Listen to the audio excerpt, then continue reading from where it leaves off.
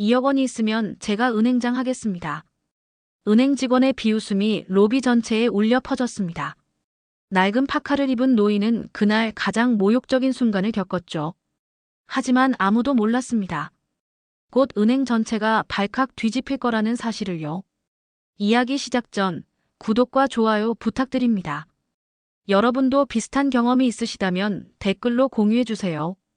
좋아요를 눌러주시면 오늘 하루 행운이 따라올 거예요. 이른 아침부터 눈이 내리던 화요일이었습니다. 서울 강남구에 위치한 대성은행 본점 로비는 평소보다 한산했어요. 78세의 박성진 씨가 천천히 회전문을 밀고 들어섰습니다. 그의 모습은 고급스러운 은행 로비와 전혀 어울리지 않았어요. 20년도 더 된 것 같은 파카 점퍼에는 솜이 삐져나와 있었고 청바지는 무릎 부분이 헤어져 있었습니다. 신발은 낡은 등산화로 한쪽 끈이 풀어져 있었죠. 손에는 동네 마트 비닐봉지를 들고 있었습니다. 로비에 들어서자마자 따뜻한 난방이 얼굴을 감쌌어요. 하지만 동시에 느껴지는 건 사람들의 차가운 시선이었습니다. 대리석 바닥이 반짝이는 넓은 로비에는 정장을 차려입은 사람들이 여유롭게 앉아 있었어요. 로비에 있던 보안 요원이 그를 보더니 눈살을 찌푸렸습니다. 60대로 보이는 그 요원은 박성진 씨 쪽으로 걸어오더니 물었어요. 어르신, 무슨 일로 오셨어요? 말투는 정중했지만 경계하는 눈빛이었습니다. 예금 업무 보러 왔습니다. 박성진 씨가 차분하게 대답했어요. 보안 요원은 잠시 그를 훑어보더니 고개를 끄덕이고 돌아갔습니다. 하지만 멀리서 계속 지켜보고 있었죠. 안내 데스크 뒤에 있던 젊은 여직원 2명이 힐끔힐끔 쳐다보며 무언가 속닥거렸어요. 한 명이 손으로 입을 가리고 웃었습니다. 분명 박성진 씨에 대한 이야기였을 거예요. 박성진 씨는 신경 쓰지 않고 번호표 발급기 앞으로 갔습니다. 최신형 터치스크린 기계였어요. 화면을 몇 번 눌러봤지만 반응이 없었습니다. 손이 차가워서 그런지 터치가 잘 안 됐어요. 옆에서 대기하던 30대 남성이 큰 한숨을 쉬며 말했습니다. 아저씨, 그렇게 하는 거 아닌데. 이것 좀 봐요. 여기 이렇게 눌러야 된다니까요. 반말에 가까운 말투였습니다. 게다가 짜증까지 섞여 있었어요. 박성진 씨는 조용히 고개를 끄덕이며 뒤로 물러섰습니다. 그 남성이 빠르게 번호표를 뽑아가더니 중얼거렸죠. 요즘 어르신들은 키오스크도 못 쓰시면서 왜 직접 오시는 건지. 집에서 쉬시지. 뒤에 있던 여성도 거들었습니다. 그러니까요. 인터넷 뱅킹도 있는데. 젊은 사람들 바쁘거든요. 박성진 씨는 다시 한번 기계 앞으로 갔습니다. 이번엔 천천히 화면을 눌렀어요. 다행히 번호표가 나왔습니다.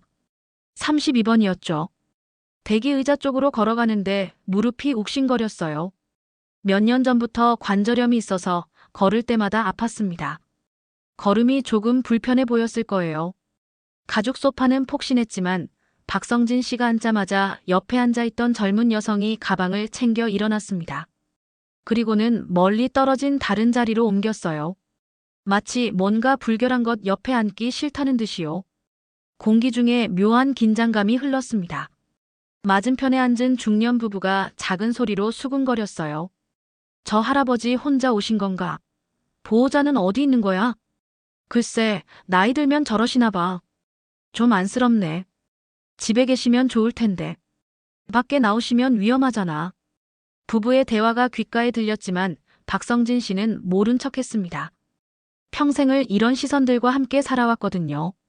그는 비닐봉지에서 낡은 수첩을 꺼냈습니다. 갈색 가죽 표지는 손때로 반들반들했어요. 거기에는 몇 개의 계좌번호가 빼곡히 적혀 있었습니다. 볼펜으로 여러 번 덧칠한 흔적이 보였죠. 박성진 씨는 돋보기 안경을 꺼내 쓰고 수첩을 들여다봤어요. 손가락으로 하나하나 짚어가며 확인했습니다. 첫 번째 계좌, 두 번째 계좌, 세 번째 계좌까지요. 시간이 천천히 흘러갔습니다. 로비에는 간간히 사람들이 드나들었어요. 모두들 바쁜 듯 서둘러 움직였습니다. 박성진 씨만 유일하게 천천히 움직이는 사람이었죠. 20분쯤 지났을까요? 전광판에서 그의 번호가 깜빡이며 소리가 났습니다. 32번 고객님, 3번 창구로 오세요. 박성진 씨는 천천히 일어났습니다. 지팡이에 의지해 한 걸음 한 걸음 창구로 걸어갔어요. 무릎이 아파서 속도가 느렸습니다. 뒤에서 기다리던 누군가가 혀를 찼어요. 창구 앞에 드디어 도착했습니다. 이정훈이라는 이름표를 단 행원이 앉아 있었어요. 30대 초반으로 보이는 그는 컴퓨터 화면만 보며 건성으로 물었습니다. 용건이 뭐세요? 반말은 아니었지만 존댓말도 아닌 애매한 말투였습니다. 게다가 눈도 마주치지 않았어요. 예금을 좀 찾으러 왔습니다. 박성진 씨가 정중하게 말했습니다. 얼마요? 이정훈이 여전히 화면만 보며 무뚝뚝하게 물었습니다. 2억 원입니다. 그 순간 이정훈의 손가락이 키보드 위에서 멈췄습니다. 고개를 천천히 들어 박성진 씨를 똑바로 쳐다봤어요. 그의 눈에는 의심과 당혹감, 그리고 비웃음이 동시에 담겨 있었습니다. 네, 지금 뭐라고 하셨죠? 이정훈의 목소리가 한 옥타브 높아졌어요. 2억 원을 인출하고 싶습니다. 박성진 씨가 다시 한번 또박또박 말했습니다. 목소리는 여전히 차분했죠. 이정훈의 입꼬리가 서서히 올라갔어요. 명백한 비웃음이었습니다. 그는 의자를 뒤로 빼며 주변을 둘러봤습니다. 마치 누군가에게 이 황당한 상황을 공유하고 싶다는 듯이요. 유진아, 이것 좀 봐봐. 옆 창구에서 업무를 보던 최유진이라는 여직원이 고개를 돌렸습니다. 20대 후반으로 보이는 그녀는 짙은 화장에 단정한 유니폼을 입고 있었어요. 왜요, 정훈 씨? 이 어르신이 2억 원 찾으러 오셨대요. 이정훈이 과장되게 눈을 크게 뜨며 말했습니다. 최유진도 박성진 씨를 위아래로 천천히 훑어봤어요. 낡은 파카 점퍼, 해진 청바지, 마트 비닐봉지까지. 그녀의 시선이 머무는 곳마다 경멸이 묻어났습니다. 네, 정말요? 2억 원이요? 최유진이 손으로 입을 가리며 킥킥 웃었습니다. 두 행원의 웃음소리가 점점 커졌어요. 주변에서 업무를 보던 다른 고객들이 하나둘 이쪽을 쳐다보기 시작했습니다. 대기석에 앉아있던 사람들도 무슨 일인가 싶어 고개를 돌렸죠. 이정훈이 과장된 친절함으로 말했습니다. 할아버지, 통장은 가지고 오셨어요? 한번 볼까요? 말투는 공손했지만 눈빛은 완전히 달랐어요. 마치 어린아이를 달래듯 하는 투였습니다. 박성진 씨는 비닐봉지에서 통장 하나를 천천히 꺼냈습니다. 갈색 표지의 통장은 모서리가 다 해져 있었어요. 은행 이름도 거의 지워져서 잘 보이지 않았습니다. 이정훈이 통장을 받아들며 코웃음을 쳤습니다. 마치 더러운 걸레를 만지는 것처럼 두 손가락으로만 집었어요. 통장을 펼쳐보더니 그는 헛웃음을 터뜨렸습니다. 할아버지, 이게 마지막으로 거래하신 게 언제예요? 10년 전인데요. 32만 원. 통장에 찍힌 마지막 잔액이었습니다. 이정훈이 컴퓨터 화면을 보며 말했어요. 현재 잔액은 35만 9천 원이네요. 이자 좀 붙어서요. 그는 일부러 크게 말했습니다. 주변 사람들이 다 듣게요. 할아버지, 35만 원을 2억 원으로 착각하신 거예요? 최유진이 거들며 웃음을 참지 못했습니다. 요즘 어르신들 숫자 헷갈려 하시는 경우 많아요. 만 단위가 헷갈리시나 봐. 아이고, 35만 원이랑 2억 원은 좀 차이가 크지 않아요? 두 사람의 대화에 주변 고객들도 하나둘 웃기 시작했습니다. 어떤 이는 고개를 저으며 안쓰럽다는 표정을 지었고 어떤 이는 노골적으로 비웃었어요. 박성진 씨는 침착하게 말했습니다. 다른 계좌가 있습니다. 계좌번호를 알려드릴게요. 그는 주머니에서 수첩을 꺼내 펼쳤어요. 거기 적힌 계좌번호를 천천히 읽기 시작했습니다. 이정훈의 얼굴에 짜증이 스쳤습니다. 할아버지, 계좌 여러 개 있다고 해서 돈이 많아지는 건 아니에요. 요즘 노인분들이 이런 착각 많이 하시더라고요. 그는 아예 계좌번호를 확인할 생각도 하지 않았어요. 그냥 박성진 씨를 쳐다보며 한숨을 쉬었습니다. 확인이라도 해보세요. 박성진 씨가 다시 한번 정중하게 요청했습니다. 이정훈은 억지로 컴퓨터 키보드를 두드렸어요. 하지만 제대로 확인하는 것 같지는 않았습니다. 몇 초 만에 고개를 저으며 말했죠. 역시 없네요. 할아버지, 여기서 이러지 마시고 복지관이나 주민센터에 가보세요. 거기 가시면 생활비 지원 같은 거 받을 수 있어요. 정말 어이가 없었습니다. 제대로 확인도 하지 않고 그런 말을 하다니요. 제가 알려드린 계좌번호 맞게 입력하신 거예요? 박성진 씨가 물었습니다. 네네, 확인했어요. 없어요. 이정훈이 성의 없이 대답했습니다. 하지만 그의 컴퓨터 화면을 보니 엉뚱한 번호가 입력되어 있었어요. 최유진이 자리에서 일어나 이쪽으로 왔습니다. 어르신, 정말 이러시면 안 돼요. 다른 고객분들도 기다리시잖아요. 업무 방해하시는 거예요. 그녀의 목소리는 표면적으로는 부드러웠지만 속뜻은 명확했습니다. 빨리 나가라는 거였죠. 그때 뒤에서 기다리던 한 남성이 큰 소리로 말했습니다. 아니, 도대체 언제까지 기다려야 돼요? 저도 바쁘단 말이에요. 죄송합니다. 금방 처리하겠습니다. 최유진이 그 남성에게 고개 숙여 사과했어요. 하지만 박성진 씨에게는 차갑게 말했습니다. 어르신, 정말 마지막으로 말씀드려요. 지금 가시지 않으면 저희도 어쩔 수 없이 조치를 취할 수밖에 없어요. 조치라는 단어가 무겁게 공기 중에 떠돌았습니다. 주변 사람들의 시선이 모두 박성진 씨에게 쏠렸어요. 이정훈이 내선 전화기에 손을 가져가며 말했습니다. 보안팀 불러야 할 것 같은데요. 바로 그때 로비 안쪽에서 정장을 입은 남성이 빠른 걸음으로 다가왔습니다. 김태영 지점장이었어요. 50대 초반으로 보이는 그는 회색 정장에 금태 안경을 쓰고 있었습니다. 무슨 소란이죠? 김태영의 목소리는 차분했지만 권위가 느껴졌어요. 그는 아침 회의를 마치고 나오다가 창고 쪽의 소동을 눈치챈 것 같았습니다. 이정훈이 재빨리 일어나 격리하듯 허리를 숙였습니다. 지점장님, 이 어르신께서 2억 원을 인출하시겠다고 하시는데 통장에는 35만 원밖에 없으세요. 계속 우기시고 다른 고객님들께 불편을 드려서요.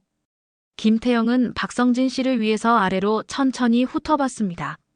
낡은 파카, 해진 청바지, 마트 비닐봉지. 그의 눈빛이 미묘하게 변했어요. 동정도 아니고 경멸도 아닌 그저 귀찮다는 표정이었습니다. 아, 그러시군요. 김태영이 박성진 씨 앞으로 다가왔습니다. 그는 억지로 미소를 지으며 말했어요.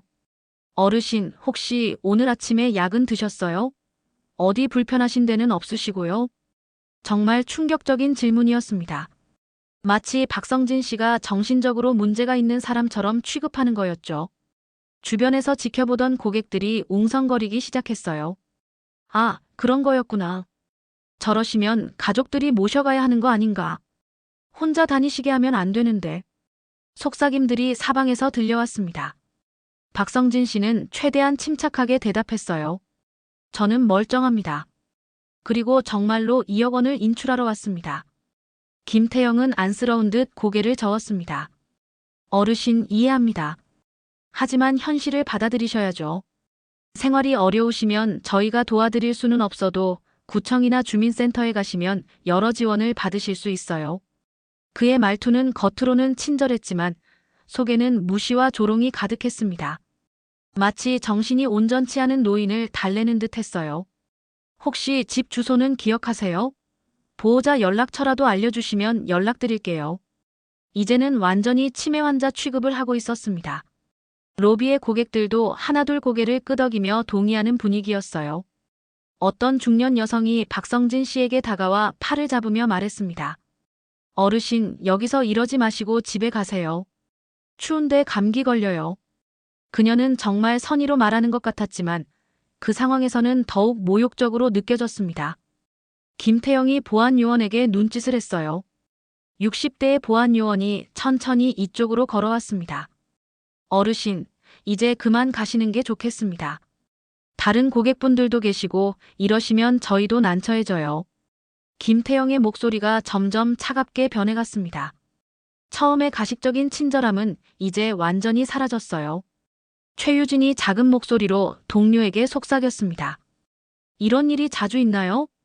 요즘 많아요. 어르신들이 현실하고 망상을 구별 못하시는 경우가요. 그들의 대화가 박성진 씨 귀에도 들렸습니다. 하지만 그는 여전히 침착했어요. 제발 제 계좌를 제대로 확인해 주세요. 계좌번호를 다시 한번 말씀드리겠습니다. 박성진 씨가 수첩을 펼쳐 계좌번호를 읽으려 하자 김태영이 손으로 제지했습니다. 어르신, 정말 마지막 경고입니다. 이제 그만 가세요. 안 그러면 정말로 경비 아저씨께 부탁드릴 수밖에 없어요. 보안 요원이 한 걸음 더 가까이 다가왔습니다. 그의 손은 이미 무전기에 가 있었어요. 로비의 분위기가 점점 무거워졌습니다. 어떤 고객은 불편한 듯 자리를 피했고 어떤 고객은 스마트폰을 꺼내 들고 있었어요. 혹시 모를 상황을 촬영하려는 것 같았습니다. 이정훈이 김태영에게 다가가 귓속말을 했습니다. 지점장님, 경찰을 부를까요? 김태영이 잠시 고민하는 표정을 지었어요. 하지만 곧 고개를 저었습니다. 아직은 아니야. 일단 자진해서 나가시게 해봐. 그때 한 젊은 직원이 급히 달려왔습니다. 지점장님, 본부에서 전화 왔습니다. 급하신 것 같은데요. 김태영의 얼굴에 짜증이 스쳤습니다. 지금이요? 알겠어요. 금방 갈게요. 그는 박성진 씨를 마지막으로 한번 쳐다보며 말했습니다.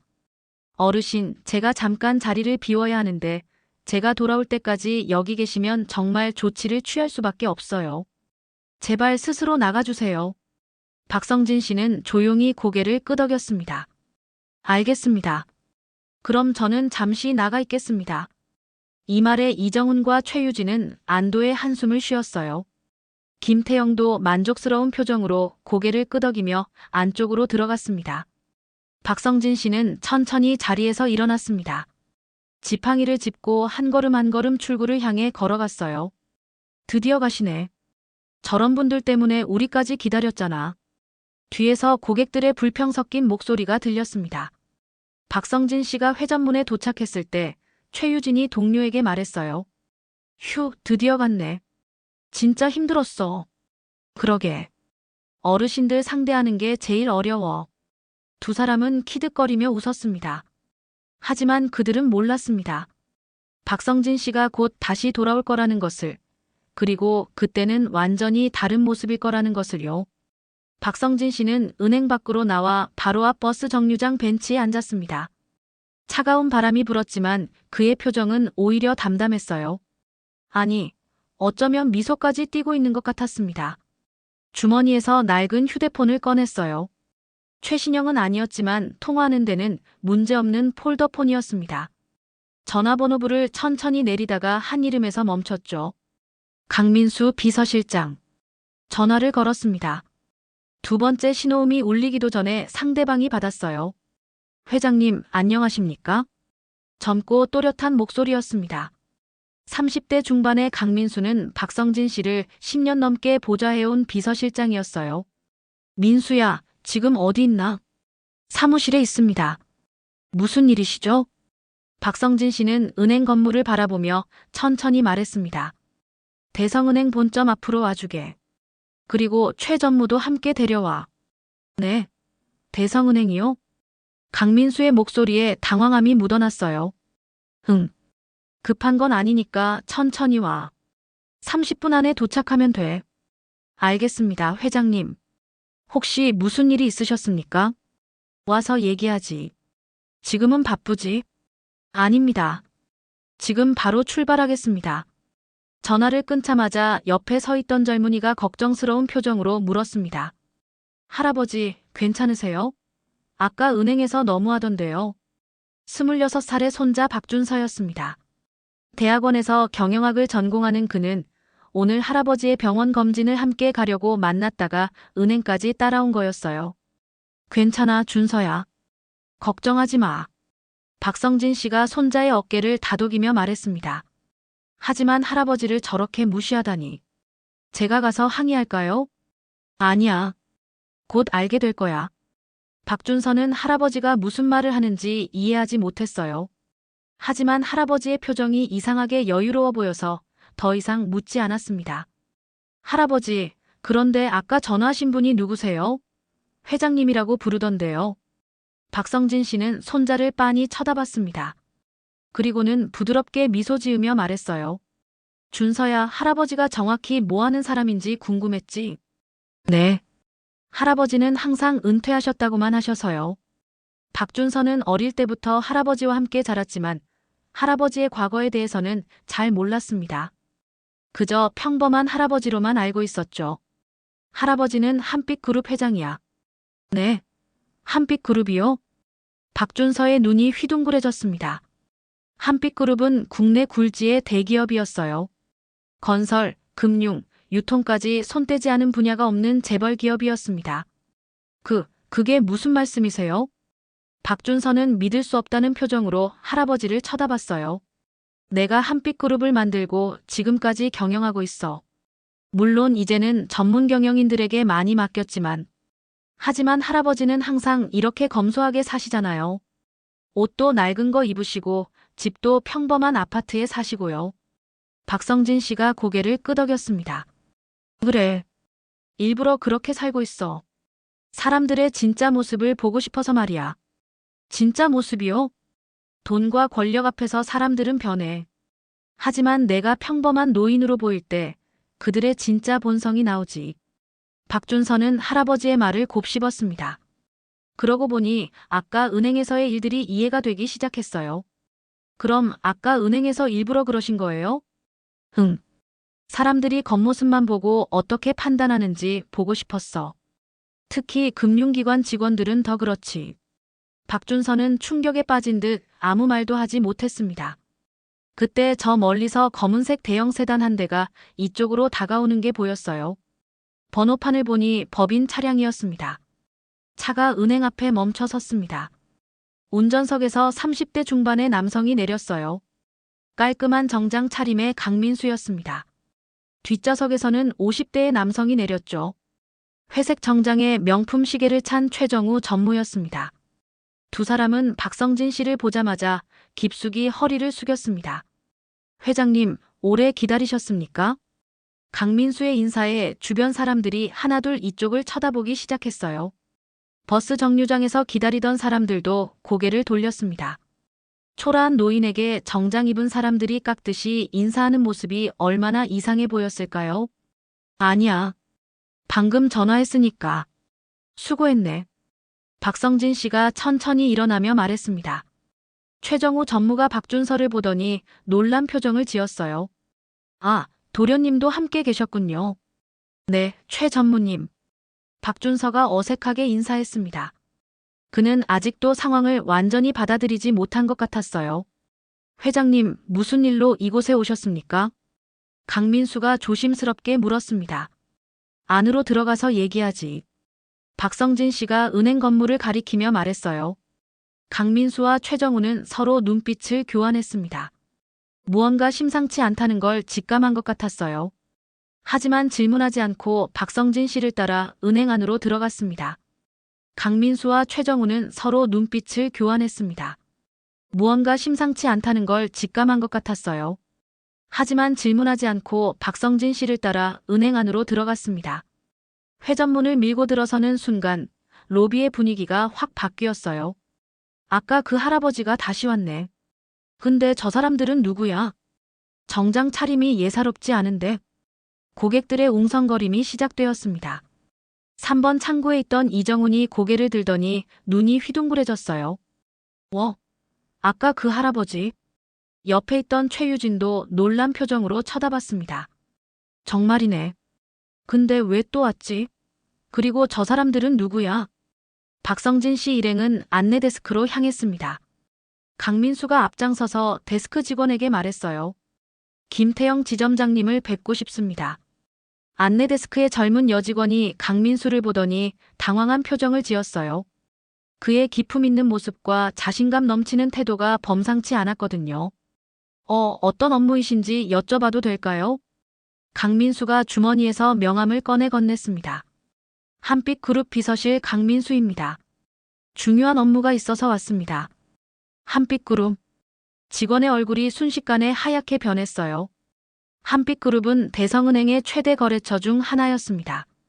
예치금만 해도 수조 원에 달하는 초거대 고객이었죠. 아, 네. 잠시만 기다려주세요. 지금 바로 모셔오겠습니다. 직원이 급히 내선 전화를 걸었어요. 손이 떨려서 번호를 잘못 누르기까지 했습니다. 지점장님, 한빛그룹에서 오셨습니다. 네, 지금 바로요. 3번 창구에 이정훈과 최유진이 수군거렸습니다. 한빛그룹. 그 큰 회사? 그러게. 근데 왜 아까 그 할아버지랑 같이 온 거야? 설마 그 할아버지 아는 사람인가? 둘의 표정에 불안함이 스쳤습니다. 몇 초도 지나지 않아 김태영 지점장이 안쪽에서 급히 나왔어요. 얼굴에는 환영하는 미소가 가득했습니다. 어서 오십시오. 한빛그룹에서 오셨다고요? 김태영이 강민수에게 다가가 악수를 청했습니다. 네, 저는 비서실장 강민수입니다. 강민수가 정중하게 악수를 받았어요. 아, 반갑습니다. 무슨 일로 오셨는지요? 김태영이 물었습니다. 하지만 그의 시선은 계속 박성진 씨를 향했어요. 아까 그 노인이 왜 한빛그룹 사람들과 함께 있는지 이해가 안 되는 표정이었습니다. 강민수가 한 걸음 물러서며 박성진 씨를 가리켰습니다. 소개해드리겠습니다. 이분이 저희 한빛그룹 박성진 회장님이십니다. 순간 은행 로비 전체가 얼어붙었습니다. 김태영의 얼굴에서 혈색이 사라졌어요. 입이 벌어진 채 굳어버렸습니다. 회장님. 이정훈과 최유진은 창고에서 일어나 이쪽을 바라봤어요. 두 사람의 얼굴도 새하얗게 변했습니다. 최정우 전무가 차분하지만 단호한 목소리로 말했습니다. 이분은 저희 대성은행의 최대 고객이십니다. 현재 개인 명의로 5천억 원을 예치하고 계시죠. 5천억? 로비에 있던 고객 한 명이 작게 외쳤어요. 그 목소리에 다른 사람들도 웅성거리기 시작했습니다. 아까 그 할아버지가 5천억? 말도 안 돼. 김태영은 완전히 패닉 상태에 빠졌습니다. 다리가 후들거려서 제대로 서 있기도 힘들어 보였어요. 그럴 리가. 제가 어떻게. 그는 말을 제대로 잇지 못했습니다. 박성진 씨가 천천히 김태영에게 다가갔어요. 여전히 낡은 파카를 입고 있었지만 이제 그의 모습에서는 범접할 수 없는 위험이 느껴졌습니다. 지점장님, 아까 저한테 뭐라고 하셨죠? 박성진 씨의 목소리는 조용했지만 무게감이 있었어요. 죄송합니다. 정말 몰랐습니다. 김태영이 떨리는 목소리로 말했습니다. 약은 드셨냐고 물으셨죠. 집 주소는 기억하냐고도 하셨고요. 박성진 씨의 말에 김태영의 얼굴이 더욱 창백해졌습니다. 주변 고객들도 상황을 이해하기 시작했어요. 어머, 그럼 아까 지점장이 저분한테 완전히 무시했잖아. 5천억이나 예치한 분을 저렇게 대했다고. 비난하는 목소리들이 여기저기서 들려왔습니다. 이정훈과 최유진은 창고 뒤에서 서로 쳐다보며 당황하고 있었어요. 두 사람의 얼굴에서는 식은땀이 흘러내렸습니다. 최정우 전무가 서류 가방에서 파일 하나를 꺼냈습니다. 지점장님, 회장님께서 오늘 전액 인출을 원하신다고 하셨습니다. 전액이요? 김태영의 목소리가 떨렸어요. 네. 5천억 원 전액입니다. 지금 즉시 처리해 주시기 바랍니다. 최정우가 서류를 김태영에게 건넸습니다. 김태영은 서류를 받는 손이 너무 떨려서 제대로 잡지도 못했어요. 서류가 바닥에 떨어졌습니다. 회장님. 제발 다시 한번 생각해 주십시오. 김태영이 무릎을 꿇으려는 순간 로비 안쪽에서 또 다른 사람이 급히 나왔습니다. 50대 후반으로 보이는 그는 대성은행 부행장 배진수였어요. 그는 상황을 듣고 급히 내려온 것 같았습니다. 회장님, 정말 오랜만입니다. 배진수가 헐레벌떡 달려와 깊게 인사했어요. 배진수는 이마에 땀을 흘리며 박성진 씨 앞에 섰습니다. 그의 얼굴에는 당황함과 두려움이 역력했어요. 회장님, 무슨 일이십니까? 전액 인출이라니요? 박성진 씨는 배진수를 조용히 바라봤습니다. 두 사람은 10여 년 전 한 모임에서 만난 적이 있었어요. 그때 배진수는 박성진 씨가 누군지 정확히 알고 있었습니다. 배 부행장님, 오늘 제가 이 은행에서 어떤 대우를 받았는지 아십니까? 박성진 씨의 차분한 질문에 배진수의 얼굴이 더욱 굳어졌어요. 그게 무슨 말씀이신지요? 아침에 2억 원을 인출하러 왔습니다. 하지만 직원들은 저를 치매 환자 취급했죠. 배진수가 급히 김태영을 돌아봤습니다. 김태영은 고개를 숙인 채 아무 말도 하지 못했어요. 그럴 리가 없습니다. 분명 오해가 있으셨을 겁니다. 오해가 아닙니다. 강민수가 끼어들었어요. 회장님께서는 일부러 검소한 차림으로 오셔서 은행의 서비스 수준을 확인하고 싶으셨습니다. 하지만 귀 은행 직원들은 외모만 보고 회장님을 무시했죠. 최정우 전무도 차가운 목소리로 덧붙였습니다. 계좌 확인도 제대로 하지 않고 복지관에 가라고 했다면서요? 심지어 보안 요원까지 부르려고 했다고 들었습니다. 배진수의 얼굴이 흑빛으로 변했어요. 그는 김태영을 노려봤습니다. 김지점장, 이게 사실입니까? 김태영은 입술을 떨며 대답했습니다. 그게 외모가 워낙. 변명도 제대로 하지 못했어요. 박성진 씨가 3번 창구를 가리키며 말했습니다. 특히 저기 있는 이정훈 행원과 최유진 행원이었습니다. 순간 이정훈과 최유진의 얼굴에서 핏기가 싹 가셨어요. 두 사람은 창구 뒤에서 벌벌 떨고 있었습니다. 배진수가 날카로운 눈빛으로 두 사람을 쳐다봤어요. 이정훈, 최유진, 당장 이리 나와. 두 사람은 떨리는 다리로 창고 밖으로 나왔습니다. 로비의 모든 시선이 그들에게 쏠렸어요. 회장님, 정말 죄송합니다. 이정훈이 떨리는 목소리로 말했습니다. 최유진은 이미 눈물이 글썽거렸어요. 아까 뭐라고 했죠? 박성진 씨가 이정훈을 똑바로 쳐다보며 물었습니다. 이정훈은 입술을 깨물었습니다. 대답할 수 없었어요. 35만 원을 2억 원으로 착각했다고 했죠. 노인들은 숫자를 헷갈린다고요. 그건. 그리고 계좌 확인도 제대로 하지 않았습니다. 제가 계좌번호를 불러줬는데 제대로 입력도 안 하고 없다고 했어요. 박성진 씨의 차분한 목소리가 로비 전체에 울려 퍼졌습니다. 주변 고객들이 웅성거렸어요. 저런 식으로 일하다니. 고객을 완전히 무시했네. 나도 저런 대우받은 적 있어. 비난의 목소리가 사방에서 터져나왔습니다. 최유진이 결국 울음을 터뜨렸어요. 죄송합니다. 정말 죄송합니다. 제가 잘못했습니다. 배진수가 두 사람에게 소리쳤습니다. 당장 사과드려. 제대로. 이정훈과 최유진은 박성진 씨 앞에서 깊게 허리를 숙였어요. 회장님, 용서해 주십시오. 정말 잘못했습니다. 두 사람의 목소리는 울음이 섞여 있었습니다. 하지만 박성진 씨의 표정은 변하지 않았어요. 용서요?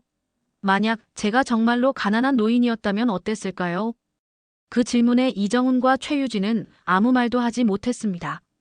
똑같이 무시했겠죠. 아니, 더 심하게 대했을지도 모릅니다. 박성진 씨의 말에 로비가 조용해졌어요. 모두가 숨을 죽이고 있었습니다. 사람의 가치는 돈으로 매겨지는 게 아닙니다. 모든 사람은 존중받을 권리가 있어요. 박성진 씨의 목소리에는 깊은 울림이 있었습니다. 김태영이 다시 한번 무릎을 꿇으려 했어요. 회장님, 제발 한 번만 용서해 주십시오. 제가 직원들을 제대로 교육하겠습니다. 다시는 이런 일이 없도록 하겠습니다. 배진수도 함께 빌었습니다. 회장님, 저희가 잘못했습니다. 전액 인출만은 제발 재고해 주십시오. 이렇게 되면 은행 전체가 위기에 빠집니다. 하지만 박성진 씨는 단호했어요. 이미 결정했습니다. 최전무 절차 진행하세요. 알겠습니다, 회장님. 최정우가 서류를 다시 꺼내며 김태영에게 건넸습니다. 지금 즉시 5천억 원 전액 인출 절차를 시작해 주십시오. 김태영의 손이 부들부들 떨렸어요. 서류를 받아들었지만 글씨가 제대로 보이지도 않았습니다. 그때 로비에 있던 한중년 남성이 자기 창고 담당자에게 말했습니다. 저도 예금 전액 인출할게요. 지금 당장요. 그 목소리에 다른 고객들이 일제히 돌아봤어요. 한빛그룹 회장님이 돈을 다 빼신다면서요? 그럼 이 은행 위험한 거 아니에요? 한 여성이 불안한 목소리로 물었습니다. 맞아요. 그런 큰 손이 떠나간다는 건 문제가 있다는 거죠. 다른 고객이 동조했어요. 저도 인출할래요. 나도요. 순식간에 고객들이 일어나 창구로 몰려들기 시작했습니다.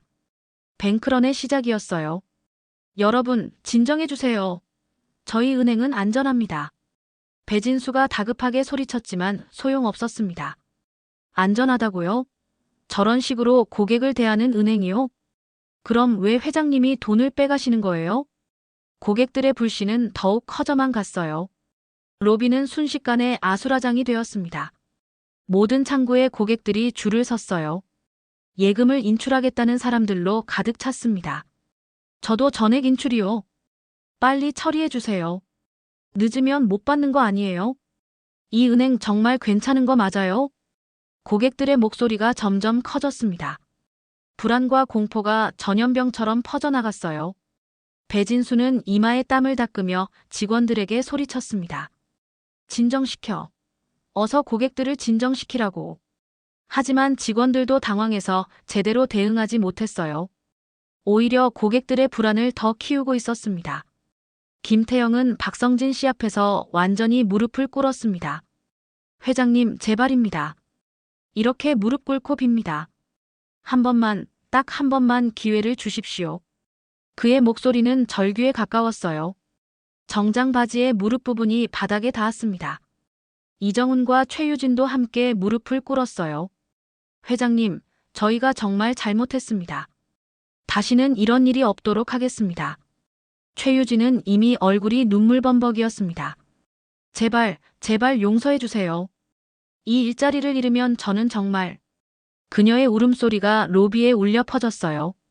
주변 고객들도 상황을 지켜보고 있었습니다. 어떤 이는 동정 어린 눈빛을, 어떤 이는 차갑게 바라봤어요. 저런 식으로 일했으면 당연한 거 아닌가. 하지만 너무 가혹한 거 아니에요?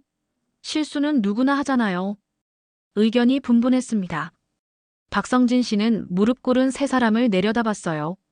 그의 표정은 여전히 굳어 있었습니다. 제가 정말 가난한 노인이었다면 여러분은 어떻게 했을까요? 그 질문에 세 사람은 고개를 들지 못했어요. 똑같이 무릎 꿇었을까요? 똑같이 용서를 빌었을까요? 아니면 그냥 쫓아냈겠죠. 박성진 씨의 말이 날카롭게 박혔습니다. 그때 은행 밖에서 검은색 승용차 여러 대가 급히 도착했어요. 차에서 내린 사람들은 모두 고급 정장을 입고 있었습니다. 대성은행 본점장 이승호와 임원들이었어요. 이승호는 60대의 남성으로 회색 머리를 깔끔하게 빗어넘겼습니다.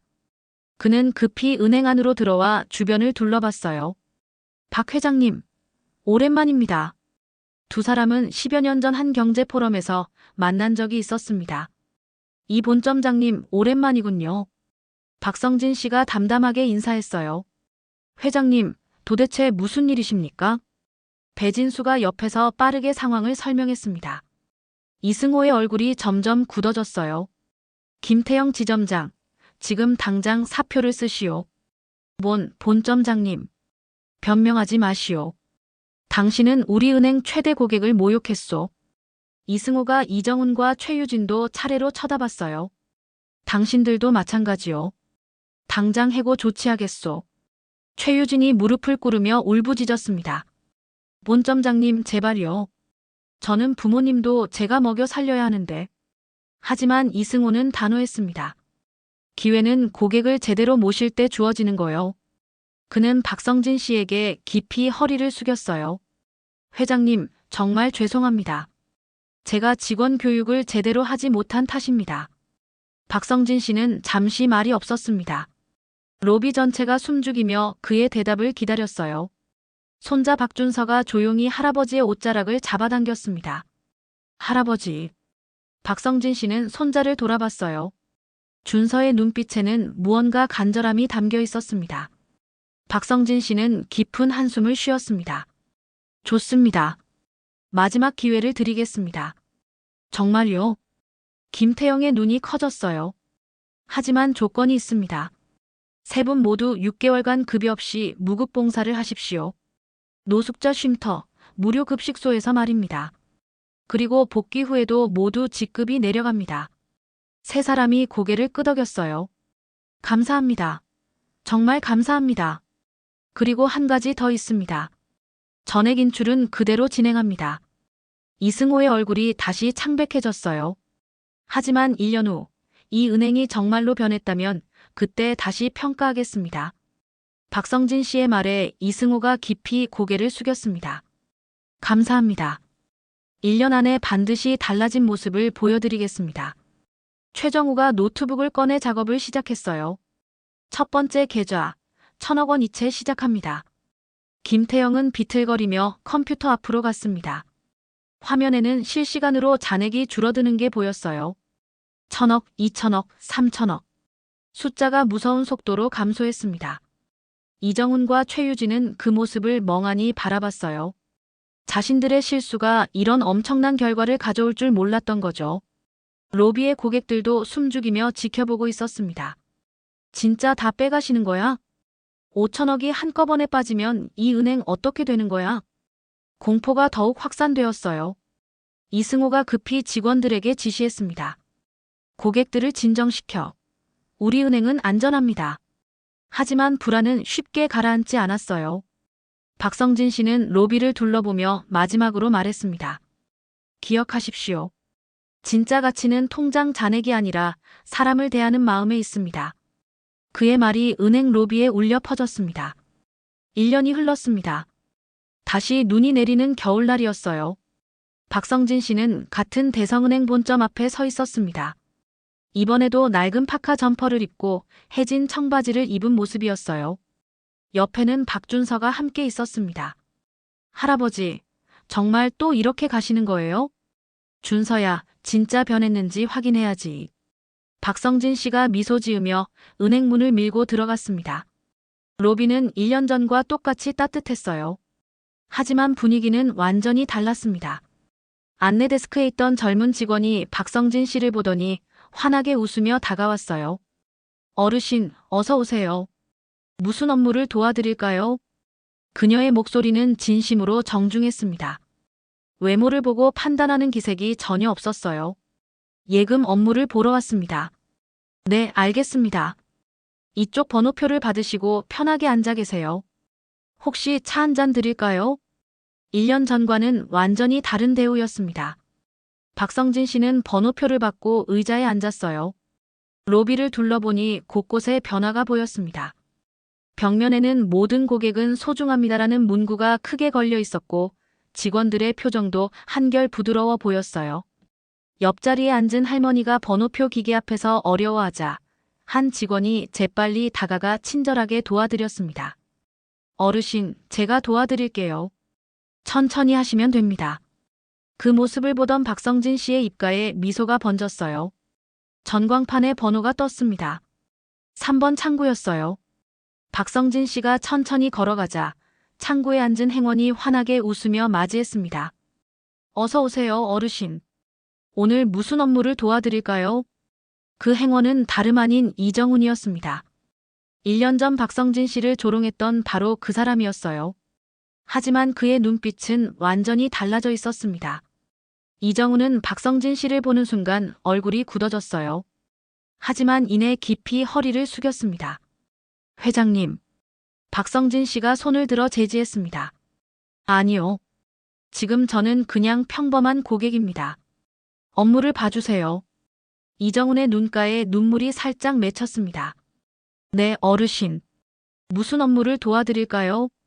그는 정말 정중하게 진심을 담아 물었어요. 예금 계좌를 개설하고 싶습니다. 네, 알겠습니다. 신분증을 보여주시겠어요? 이정훈이 업무를 처리하는 동안 옆 창구에서 최유진이 일어나 이쪽으로 왔습니다. 그녀도 1년 전 그 직원이었어요. 회장님, 안녕하세요. 그녀의 얼굴에는 1년 전의 오만함은 찾아볼 수 없었습니다. 대신 겸손함과 진심이 가득했어요. 잘 지냈습니까? 박성진 씨가 부드럽게 물었습니다. 네, 덕분에 많이 배웠습니다. 지난 6개월간 무료 급식소에서 봉사하면서 제가 얼마나 교만했는지 깨달았어요. 최유진의 목소리가 떨렸습니다. 그곳에서 만난 어르신들 중에는 한때 성공했던 분들도 계셨어요. 하지만 사업 실패나 병으로 모든 걸 잃으신 분들이었죠. 그분들을 보면서 깨달았습니다. 사람의 가치는 돈이 아니라는 걸요. 박성진 씨는 고개를 끄덕였습니다. 좋은 경험이었군요. 그때 안쪽에서 김태영이 나타났습니다. 이제 평행원이 된 그는 서류 뭉치를 들고 있었어요. 회장님. 김태영이 급히 다가와 깊이 인사했습니다. 1년 만입니다, 김태영 씨. 네, 회장님. 정말 오랜만입니다. 김태영의 눈에도 눈물이 맺혀 있었어요. 1년 동안 어땠습니까? 힘들었지만 값진 시간이었습니다. 노숙자 쉼터에서 많은 분들을 만났어요. 그분들과 이야기하면서 제가 얼마나 좁은 시각으로 세상을 봤는지 알게 됐습니다. 김태영이 진심으로 말했습니다. 어떤 분은 대학 교수셨고 어떤 분은 사업가셨어요. 하지만 불운한 일들이 겹쳐서 거리로 나오신 거였죠. 그분들을 보면서 깨달았습니다. 내일은 제가 그 자리에 있을 수도 있다는 걸요. 박성진 씨의 얼굴에 흡족한 미소가 번졌습니다. 바로 그겁니다. 사람은 누구나 존중받을 권리가 있어요. 지위나 재산과 상관없이 말이죠. 그때 이승호 본점장이 로비로 나왔습니다. 그는 박성진 씨를 보자마자 환한 얼굴로 다가왔어요. 회장님, 오셨군요. 기다리고 있었습니다. 본점장님 잘 지내셨습니까? 네, 덕분입니다. 회장님께서 주신 1년이 저희에게는 완전히 다시 태어나는 시간이었습니다. 이승호가 로비를 둘러보며 말했습니다. 모든 지점에서 매주 서비스 교육을 실시했고 고객 만족도도 작년 대비 80%나 올랐습니다. 그리고 무엇보다 그는 직원들을 가리켰어요. 모든 직원들의 마음가짐이 완전히 달라졌습니다. 박성진 씨는 로비를 천천히 둘러봤습니다. 직원들이 고객들을 대하는 모습, 그들의 눈빛, 목소리 톤. 모든 것이 1년 전과 달랐어요. 준서야, 내가 보기에는 어떠니? 박준서가 주변을 살펴보고 대답했습니다. 완전히 다른 은행 같아요, 할아버지. 진짜 변했어요. 박성진 씨는 강민수에게 전화를 걸었습니다. 민수야, 서류 준비됐지? 네, 회장님. 지금 바로 가져가겠습니다. 10분 후 강민수와 최정우가 도착했습니다. 최정우는 두꺼운 서류 봉투를 들고 있었어요. 이승호의 얼굴에 긴장감이 스쳤습니다. 박성진 씨가 서류 봉투를 받아 이승호에게 건넸습니다. 본점장님, 약속대로 다시 예치하겠습니다. 이승호의 얼굴이 환해졌어요. 정말이십니까? 네. 5천억 원 전액을 다시 대성은행에 맡기겠습니다. 회장님. 이승호가 깊이 허리를 숙였습니다. 그의 목소리가 떨렸어요. 김태영, 이정훈, 최유진도 모두 고개를 숙였습니다. 감사합니다, 회장님. 박성진 씨는 세 사람을 차례로 바라봤습니다. 여러분이 진짜로 변했기 때문입니다. 그게 가장 큰 자산이에요. 그는 로비에 있는 모든 사람들을 둘러봤습니다. 돈은 언제든 옮길 수 있습니다. 하지만 사람의 진심은 돈으로 살 수 없어요. 여러분이 보여준 변화, 그 진심이 저를 다시 이곳으로 오게 했습니다. 로비가 조용해졌습니다. 모두가 숙연한 표정으로 박성진 씨의 말을 듣고 있었어요. 기억하십시오. 진짜 부는 통장 잔액이 아니라 사람을 대하는 마음에 있습니다. 박성진 씨의 말이 은행 로비에 울려 퍼졌습니다. 그로부터 3년이 흘렀습니다. 대성은행은 업계에서 가장 친절한 은행으로 소문이 났어요. 김태영은 다시 지점장이 되었고 이정훈과 최유진은 우수 행원으로 표창을 받았습니다. 그들은 여전히 매달 봉사활동을 하고 있었어요. 의무가 아니라 자발적으로요. 박성진 씨는 여전히 낡은 옷을 입고 이곳저곳을 다녔습니다.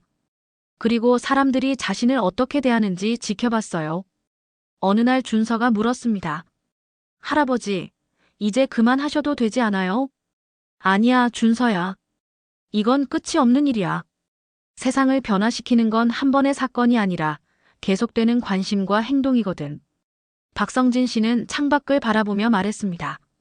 한 사람씩, 한 은행씩, 한 회사씩. 그렇게 세상은 조금씩 나아지는 거야. 준서는 할아버지의 말을 가슴에 새겼습니다. 그날 저녁 박성진 씨는 일기장에 이렇게 적었습니다. 진짜 승리는 상대를 무너뜨리는 게 아니라 변화시키는 것이다. 그리고 진짜 부는 돈이 아니라 사람의 마음을 움직이는 힘이다. 여러분, 오늘 이야기는 여기까지입니다. 박성진 할아버지의 이야기를 들으며 어떤 생각이 드셨나요?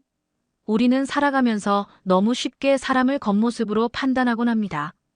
비싼 옷을 입었는지, 어떤 차를 타는지, 어디에 사는지로 말이죠. 하지만 진짜 중요한 건 그 사람의 마음입니다. 다른 사람을 어떻게 대하는지, 약한 사람 앞에서 어떤 모습을 보이는지가 그 사람의 진짜 가치를 보여주죠. 오늘 이야기의 교훈은 명확합니다. 모든 사람은 존중받을 권리가 있다는 것. 그리고 진짜 힘은 복수가 아니라 용서와 변화에 있다는 것입니다. 여러분도 오늘 만나는 사람들을 대할 때 겉모습이 아닌 진심으로 대해 보시길 바랍니다. 그 작은 실천이 세상을 조금씩 더 따뜻하게 만들 거예요. 이 이야기가 마음에 드셨다면 구독과 좋아요, 알림 설정 부탁드립니다. 그리고 댓글로 여러분의 생각을 나눠주세요. 혹시 비슷한 경험이 있으신가요? 아니면 이 이야기를 듣고 어떤 다짐을 하셨나요? 다음 영상에서도 더 좋은 이야기로 찾아뵙겠습니다. 오늘도 행복한 하루 보내세요. 감사합니다.